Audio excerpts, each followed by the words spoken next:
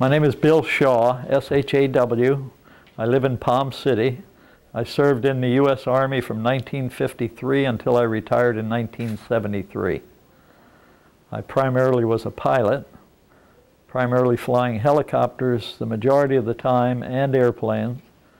And I retired from the military in '73 and flew helicopters and jets for IBM for 18 years. And I came to Florida and flew a jet out of Stewart for another 10 years. What was your rank in the military? I retired as a major, but I was everything. I started with a private, on up to sergeant, and then warrant officer, and then commission. And so you went through the warrant officer program to fly? Yes. Great program. Yeah. Well, I started flying in 1958. The first year the helicopter service was originated. Eisenhower was the president. So I flew him until Kennedy came into office, and then I flew President Kennedy. Then I went to Vietnam in 1962. And I came back in 1963 and made a couple trips with President Kennedy. We'd fly in advance of wherever he's going in the country. And we went to South Dakota and up to Maine. And then the day before the assassination, we picked him up on the White House lawn and flew him to Andrews. Jacqueline and little John and the President and the Secret Service over to Andrews to start him on that ill-fated trip. And the Marines, we used to alternate that duty with the Marines. So the Marines already had their helicopters in Dallas. So we covered Washington. And then I got off duty the next day, and that's when I found out that the president had been assassinated. And so the Army picked him up, picked the new president up, Johnson, the next night, that night, and flew him to the White House. So that started a new campaign with a new president, and that was a difficult period of time flying for President Johnson because it wasn't easy. He always wanted to have a helicopter at the ranch, and he couldn't understand why there wasn't any helicopter there when he flew out in a jet that travels, 600 miles an hour. And so we started trying to anticipate when he was going to go, and we'd have a helicopter start out, maybe go to St. Louis and call in and say any word and no. So they'd hang around, spend a night, and fly back the next day if he didn't go. But he was always a little bit uneasy with the press around, using helicopters and jets and things like that. So we used to hide the helicopter behind hangars, and if he decided at the last minute, we'd come taxiing out, and miraculously we'd pick him up and go. But it was not an easy period of time. But we did a lot of traveling in a presidential flight. We'd go overseas with them. We'd load the helicopters on the Air Force jets and go over in advance of the president and then offload them. And sometimes the big helicopter you see on television today, we had to do a lot of configuration. In other words, we took the whole rotor head off the top and other modification. Then when you got there, you had to put it all back together and then fly it for 5 hours. And my first trip with President Nixon was to Bonn, Germany in 1969. And that was the capital of Germany at the time. And the weather was so bad that morning. And I thought, oh boy, what am I going to do? Because here you have the head of Germany who's coming in on his helicopter. And I flew with the German helicopter pilot the week before, and I didn't think he used good sense because he didn't wear his seatbelt or his shoulder harness. And in an aircraft, you should wear both, just like in a car. But anyhow, we flew into the Chancellery, and just for an orientation flight. And so then the German pilot said, "Do you want to take off out of here?" I said, "Sure." So I'm sitting there holding the controls, and he's sitting there, and he said, "Well, let's go, let's go." I said, "Well, you don't have your seatbelt on or your shoulder harness." Ah! And I found out 2 years later he was killed flying a helicopter.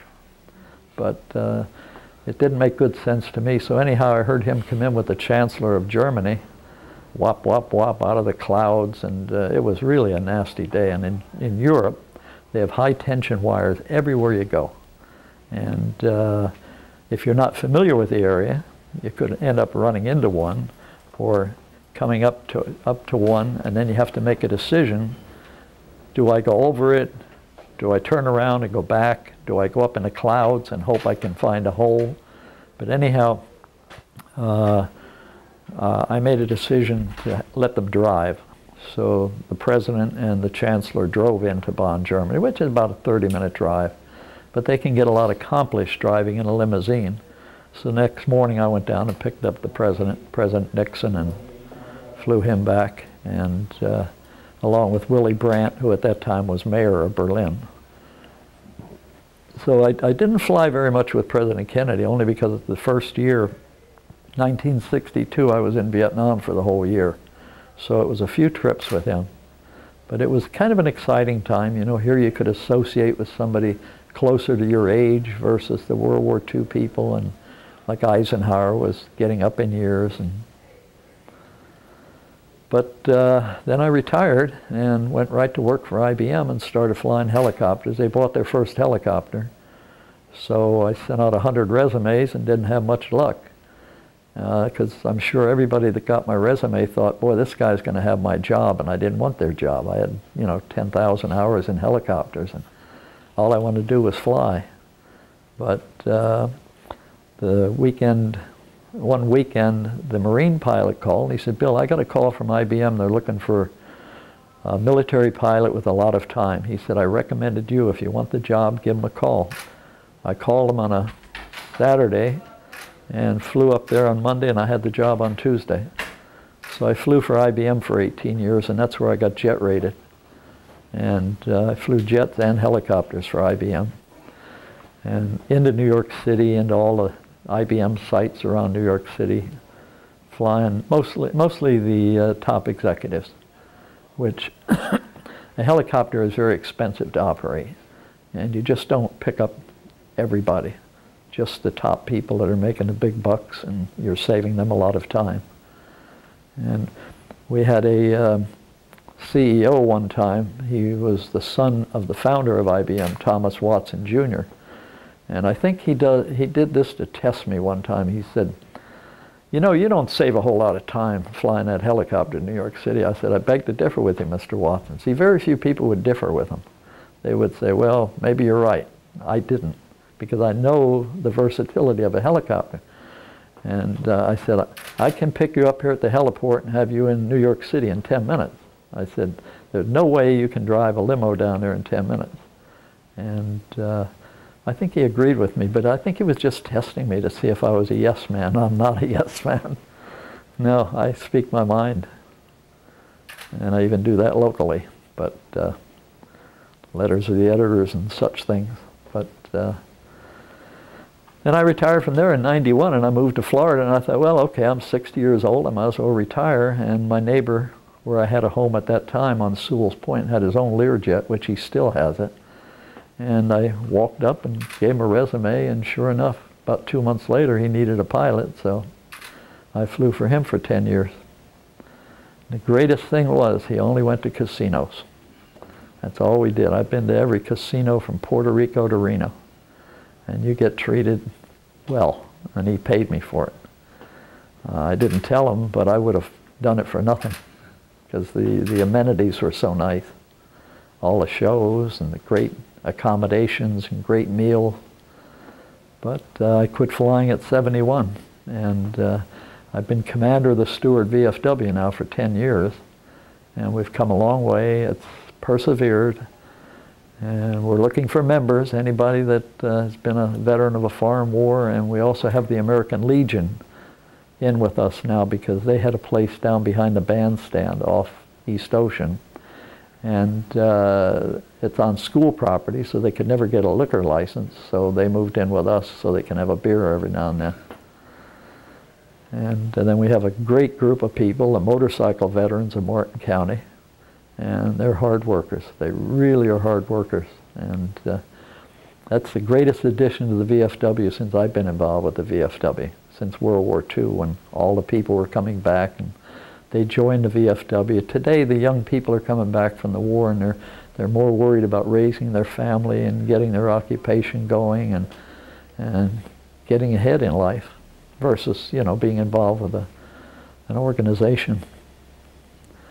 Could you tell us a little bit about your background, where you came from, why you went into the service, maybe your early military career? Yeah, I grew up in the coal regions of Pennsylvania, And I worked at a couple of jobs driving a truck and working on the highway. And then I even ended up in a coal mine for 6 months, which is quite unusual because you don't graduate from high school up there and go to a coal mine. But I found it very interesting. It's probably one of the greatest experiences of my life. My grandfather worked in the mine 63 years. And one Saturday morning, the mine got flooded out. They had a nor'easter come through and the water started coming in. And we started the pumps going, couldn't keep up with the water. So that ended my career in the coal mines, thankfully. And I went to Baltimore and I worked on the B&O Railroad for 2 years, working out on the freight track, repairing cars and all that, learning everything. I was a carman apprentice, so I was really learning all the trades of a railroad. Then I knew I was going to be drafted, and I enlisted for 2 years. You can enlist in the Army for 2 years. They don't publicize that. They always say, well, you have to enlist for 3 years, but if you enlist for 2 years, you can pick your branch of service. And I grew up during World War II, so I followed armor battles, Rommel and Patton. They were my two favorite generals. Rommel was a German and Patton was an American.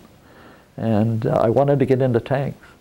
So you could enlist for 2 years and pick your branch of infantry, artillery, or armor. So I picked armor. I went through armor training, went through armor leadership school, and that's what I ended up in Korea, on tanks. And what year was this? That was 1952. And then I went to Korea, and I came back in '53 and went to helicopter school, which is a 26-week course. And you graduate as a warrant officer. How did you get recruited into the helicopter? I mean, it's a fairly new branch. I signed up for it. They were looking for people, and you had to be a sergeant or above at that time. And while I was in helicopter school, they were now getting down, taking privates right out of basic training. And these kids were quitting, and I used to counsel them. I'd say, you've got to be stupid. I said, I have 5 stripes on my arm. I didn't have them. You have to take them off. But I said, if I quit, I said, I don't go on a KP and a guard roster. I said, I go back to doing a job as a sergeant.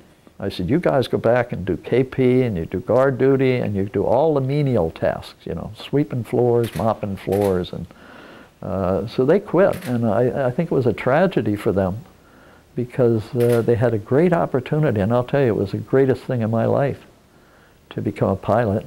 And never dreaming of it, because in civilian life it's prohibitively expensive to take flight school and flight training, and then you are nothing but, I don't want to use the word prostitute, but you're actually a prostitute, and it's sad that you take any flying job that you can get, sometimes for nothing, just to build your time. Time is so important in aviation.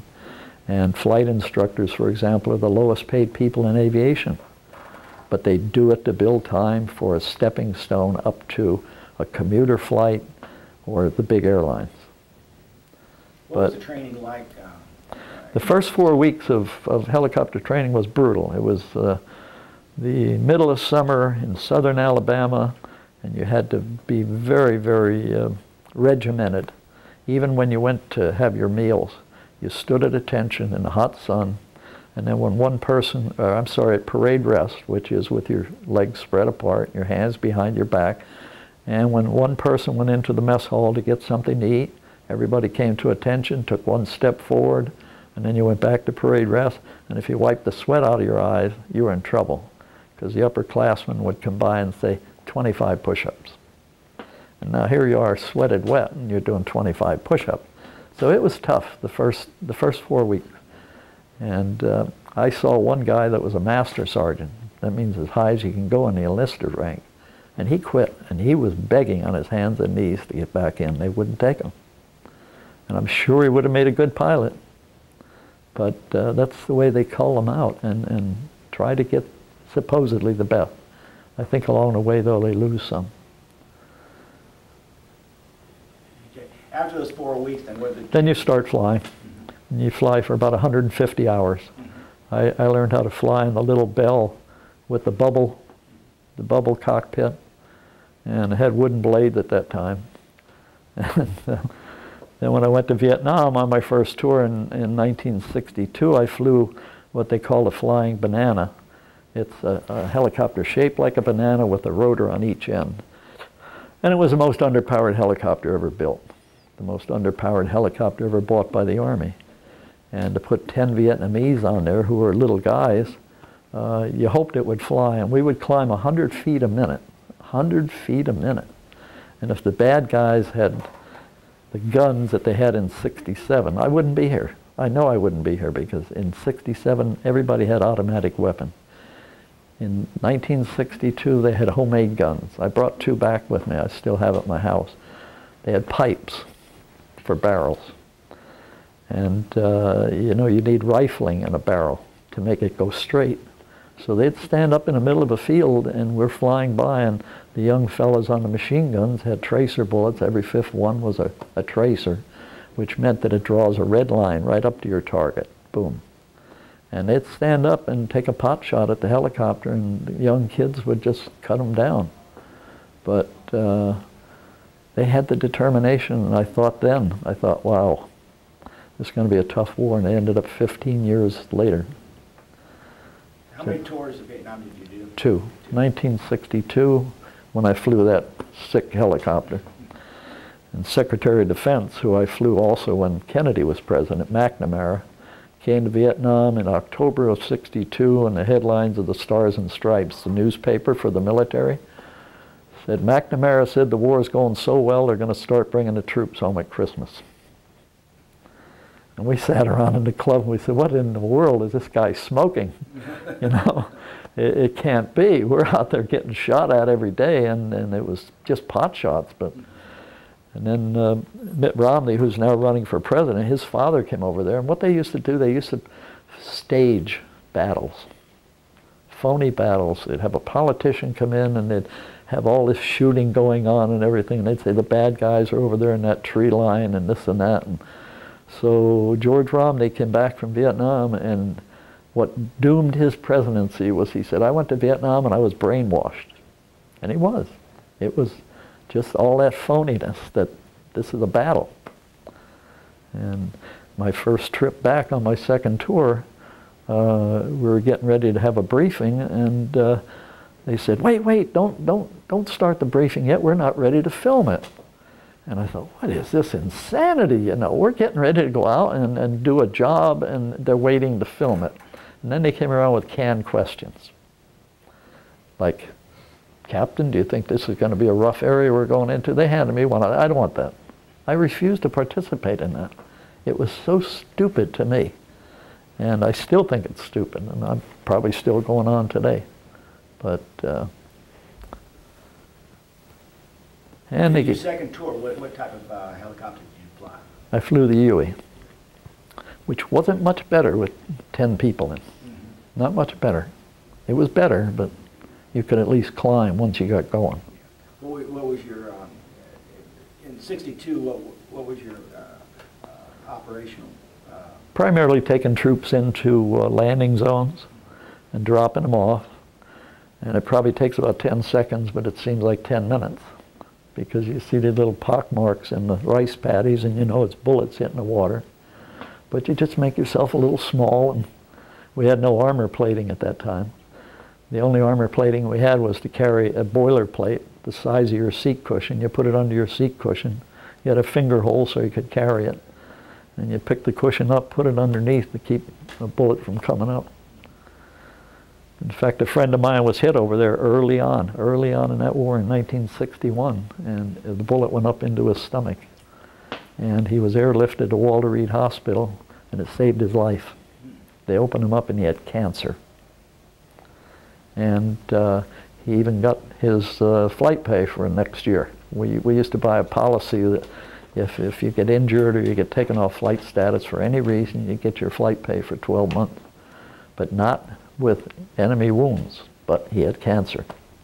And he lived another 30 years. What was your operations second tour? Well, on the second tour, it was amazing because I had a lot of experience, and I was a warrant officer, and all of a sudden I'm promoted to first lieutenant.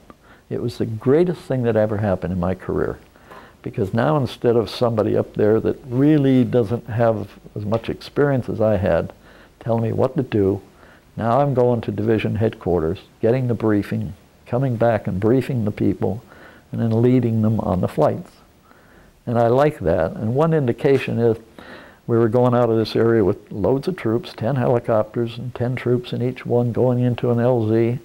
And we received fire from a little village on the way. And so the second lift, I avoided it. So now we went back to refuel, and the gunship pilot captain came up to me and he says, "Why did you avoid that place?" He said, "We were ready to zap them." I said, "Get in your helicopter and go get them now. I'm not getting paid to draw fire," and I'm not. My job is to take troops from A to B and drop them off. And he wanted to be a target. And I just don't think that's the way to run a war. Was there much difference in Vietnam in 1962 from your first tour? Oh, considerably, yeah.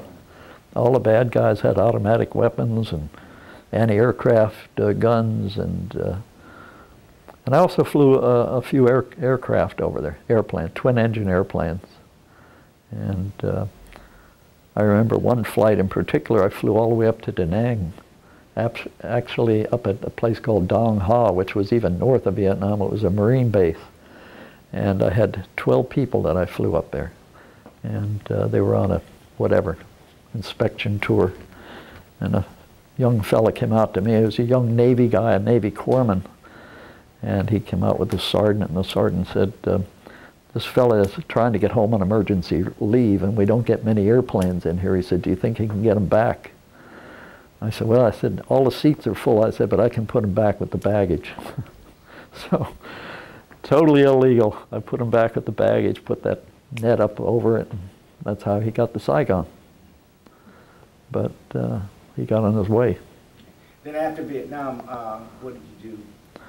Well, I came back to the presidential flight again, each time. In other words, in '62 when Kennedy was president, I went to Vietnam, and then I came back, and then '63 he was assassinated. I stayed on a period of time with LBJ, and in '67 I went back to Vietnam and came back and finished with LBJ, and then spent the last 5 years with the best president of all of them, Richard Nixon.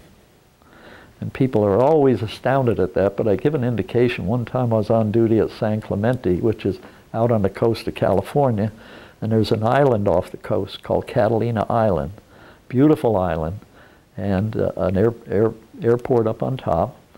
So we landed him up on top, him and his daughter Tricia, and the Secret Service. A little while later, the Secret Service called and said, "Can you land on the big overlook down here?"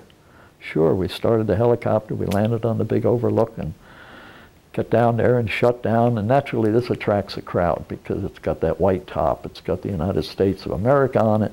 They know it must be the president. So he walked over to me and he said, "Would it be all right for these people to go through the helicopter?" Well, there's about 200 people. And I said, "Yes, sir." So he stood right at the front door, shook hands with each and every one. They went in the front door and out the back door, which I thought was very nice. But yeah, he asked you permission before he brought Well, he didn't have to ask my permission, but I mean, he was just being considered, sure. Courtesy to you. Yeah, the first time I met Eisenhower was down at Thomasville, Georgia. Mm-hmm. There was Secretary of the Treasury, Humphrey, and it was his estate where he went quail hunting. So he wanted to meet the pilots, so the Secret Service head took us out there to meet the president, and that was real. To me, that was such a exciting time. Here you see this general from World War II, and now he's the president, and you're shaking hands with him. And so anyhow, he said, "Would it be all right if the caretaker of Mr. Humphrey's estate and his family went up in a helicopter?" "Yes, sir." It's his helicopter. But so we flew the caretaker around, and he looked down at the estate from the air, and so I think it's just common courtesy. Mm-hmm. Not, yeah, you know, human beings. He knows that you're going to say yes. Yeah. How did you get chosen for the presidential duties? Actually, I turned it down the first time. I was asked if I wanted to join it because I was somewhat fresh out of flight school, and I knew most of the guys in there were from class number 1. And somewhat intimidated. So the colonel interviewed me, and he said, "Well," he said, "you're qualified." He said, "Would you like to go in there?" I said, "No, not really. but I really did. So a month later he called me in again. He said, have you reconsidered? I said, well, I said, I'm happy flying what I'm doing. And it was that twin-headed, underpowered thing at the same airfield. And he said, well, you have no choice. You report there tomorrow morning. So you learn to say, yes, sir. Big difference from nowadays, I suppose. The discipline is not, I could see it beginning to deteriorate when I retired in '73. And I just talked to my grandson the other day, and he said, yeah, he said, we have so many problems with Marines today, the discipline. And the discipline at Fort Belvoir, Virginia in '73 was not to my expectations. You know, you'd see soldiers walking around with their uniform on and no hat, and out of uniform, and you'd say, soldier, do you know you're not in uniform? He'd say, oh yeah, I forgot my hat. And it doesn't do any good to call the commander and say, you know, this man was out of uniform on the main post, because they have more bigger problems. And I knew that. So I never called them. That was a reshaping of our military at that point, too. It was Yeah. probably a low point. Yeah. Yep. But now with it being the all-volunteer Army, I don't know, it seems to be working out pretty good, because the guys that are over there don't seem to be too upset verbally on these repeated tours. I think they're too long and too many, but hopefully that'll begin to dissipate once we begin to draw down. And it appears to be going much better. Much better. You're awful quiet, young man. Talking about everything. Can you talk to us about your medals? Oh, this is the one I'm most proud of. It's called the Legion of Merit, and it's the highest award given like during peacetime for achievement. I got it because I flew that many years for the White House and didn't get fired, didn't get in trouble, nothing. But I remember when I came back from my second tour, and I was picking up LBJ at Bergstrom Air Force Base. And we had the helicopter hidden behind the hangar, and 5 minutes out, Air Force One called and said, he wants the helicopter. So I taxied out, and everything is pre-positioned. You know exactly where you're going to park and where the nose of Air Force One is going to come. And so we parked the helicopter, and he got aboard the helicopter and he looked at me kind of funny. I thought, boy, that's a funny look. So we landed out at his ranch, and he got in his Lincoln convertible, and he drove about 10 feet. And brake lights came on, and he got out, and he went like this. And I thought, oh, God, first flight back, and I'm fired already. But I went out, you know, saluted him, and he said, he looked at my name tag first. He said, keep your eye on my jacket. It has classified information in it. And whenever I give talks, I say, there was nothing in there, but I wouldn't put my hand in his pocket for fear there'd be one of those bank explosive things in there that would spray paint all over me. But no, I would never do that anyhow, but it's kind of fun to joke about it. He was going to meet with the president of Vietnam in Hawaii. So it was a great career. Eisenhower had an interesting gentleman by the name of General McSnyder. At that time, he had been in the Army over 50 years. One time we're up at Camp David, and we're watching a documentary on the life of General Pershing, who led America in World War I in France. And he's saying, there's General so-and-so, he died in '36. Well, this man fought with General Pershing against Pancho Villa. That's back in the teens of the last century, when they were fighting against the Mexican rebel Pancho Villa. And I thought, my God, this is a live history book. And then the only other live history guy I talked to was, I was on a trip with the President Nixon out to Jackson Hole, Wyoming. And we were operating out of Idaho Falls, Idaho, just across a mountain. And I'm sitting there one day, and here's the big white shiny helicopter, you know, and all waxed up. And this old guy sat down next to me, and we got talking about flying, and he said, yeah, he said, I flew in World War I. And, you know, I thought, yeah, that sounds great. And then he said, all my buddies became generals in World War II because they stayed in. He said, but I taught Lindbergh how to fly. He was Lindbergh's instructor pilot. And I thought, wow. So I thought, well, I'll go in and get a cup of coffee. And I went in, boy, what an interesting fellow out there. They said, yeah, he's writing a book. And I've collected books. I have a museum in my house. So if any of you guys that are interested in history ever want to look at a museum, come by my house. I have one room with 300 photographs on the wall. Mostly White House photographs and autographed pictures and things like that. And I got a lot of autographed books. Richard Nixon sent me a personalized autographed book of all 9 books that he wrote. He wrote 10. The 10th one was in print when he died. But I wish I had the foresight to hand that man $30 and say, when you write your book, send me an autographed copy. But I didn't. So you flew Eisenhower? Then Kennedy. Kennedy. Then I went to Vietnam. Johnson. Then came back and flew Kennedy on the trip to Dallas, and then stayed on with Johnson and then Nixon. Well, I went back to Vietnam in '67, and came back in '68, and then Nixon came in '69, and we moved down to Homestead, Florida, and spent a nice year down there. And we used to go out to Walker's Key a lot. I don't know if you're familiar with that. It's a beautiful 8 islands out in the Bahamas, owned by a fantastic individual. His name was Bob Appleknap. He recently passed away. But you couldn't spend anything there if you were military. I'd go in the gift shop. He had nice, sweatshirts, and I had young children at the time. You want to buy something. Well, you're with the military, aren't you? And yes, well, you can't spend your money. You just take the stuff. And all his people that worked for him called him by his first name, and he called them by their first name. But what a nice guy. And 5-star restaurant. Camp David was great too. Camp David was built in the 30s by the CCC. Now you young guys probably don't know what a CCC was. It was a Civilian Conservation Corps, started by Roosevelt back in the 30s to put young men to work on projects around the country, cleaning forests, doing all kind of civilian projects. And they built Camp David. And it was called Shangri-La when Roosevelt was president. And then when Eisenhower became president, he named it after his grandson, David Eisenhower, who later married Julie Nixon, and they're still married.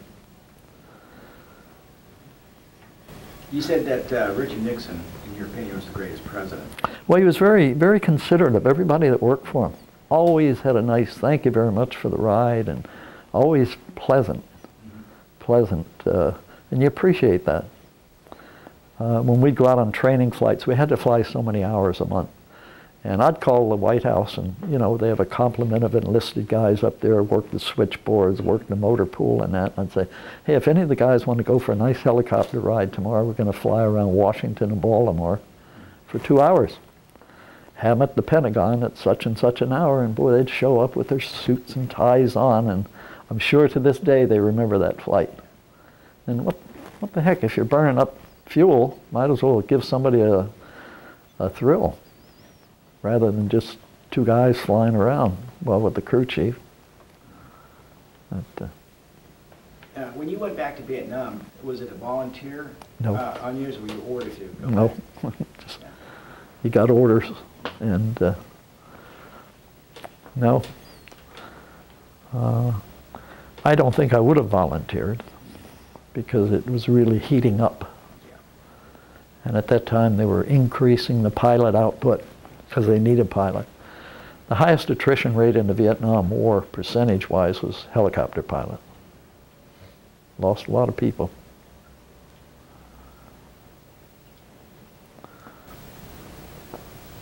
What do you think about the military as a career for a young man or a young woman today?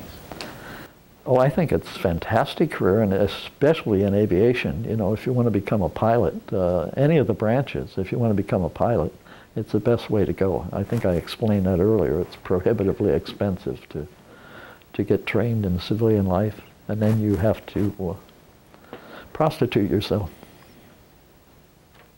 It's a shame, especially with the instructor. being the lowest paid in the whole industry. And Teachers are always low paid. no, commuter pilots and instructor pilots are some of the lowest paid. And photographers for the newspaper. Yeah. Yeah. They get invited a lot of neat places. I know. You still back there, Debbie? Yeah. But if any of the people that see this film, their fathers or brothers or anybody were in the military and served in a foreign war, or just served in the military, have them stop by the VFW on Monterey and pick up an application and join. It's a great organization. They're always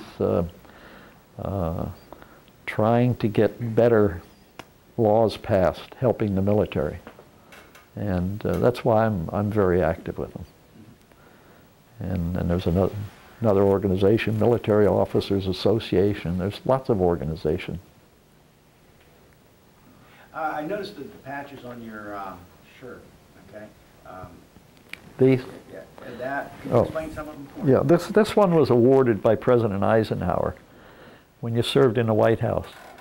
So I got that back around 59 or 60.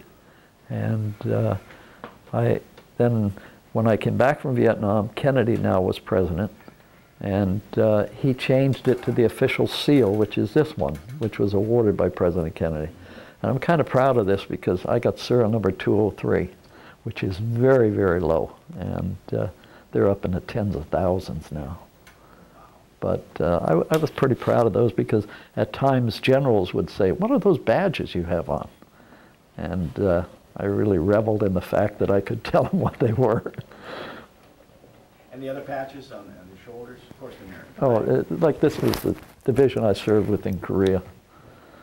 And Which division was that? Pardon? Which division? 45th Infantry Division. It was Oklahoma National Guard. I was just a replacement. I wasn't in the Oklahoma National Guard, but I was a replacement. And they had quite a general. Had a haircut about as short as you, and when he gave us our interview, he said, "Take off your hats, because I'm taking mine off." And he said, "You see how short my hair is?" He said, "That's how short yours better be." But he would go up to the front lines and check everything, and it was not common, but you would see him occasionally. And How long did you serve in Korea then? 6 months. 6 months? Yeah. Then the war ended in 27th of July, 53. It was like 4th of July that night. We were firing the cannon on the tank and shooting a machine gun. And yeah, the sky was really lit up. Yeah, flares. But it was a great life. I don't want people to cry when I go. I want them to have a hell of a big party and celebrate my life, because I've lived several lives, and to have done what I've done in such a short life. And when I look back on it, I think, wow, I was so lucky and blessed to have good health to fly that many years. Yeah. Yep. Being lucky enough to be at the right place at the right time for the opportunities. Timing. That's what I told this young man here. I said, timing is everything. Right place at the right time. Yeah. Yeah. And to think I turned it down one time. Yeah, it's amazing how your life can turn on Yes. on a decision. Yes. Yep. Completely different direction. And it was tempting to drop out of flight school, because what happened is we started with 72 and 35 quit in the first 2 weeks. 35 resigned. Physically demanding. Yeah. Now that was expensive on the government's part to transfer those 35 people into Fort Rucker, Alabama, and then they quit after 2 weeks. And then you had to transfer them somewhere else. They had to find them another job. And I was happy I stayed. But it was tempting, you know. You see these guys in their civilian clothes are going to town to party, and I was somewhat of a party animal my whole life, but I hung in there, and it paid off.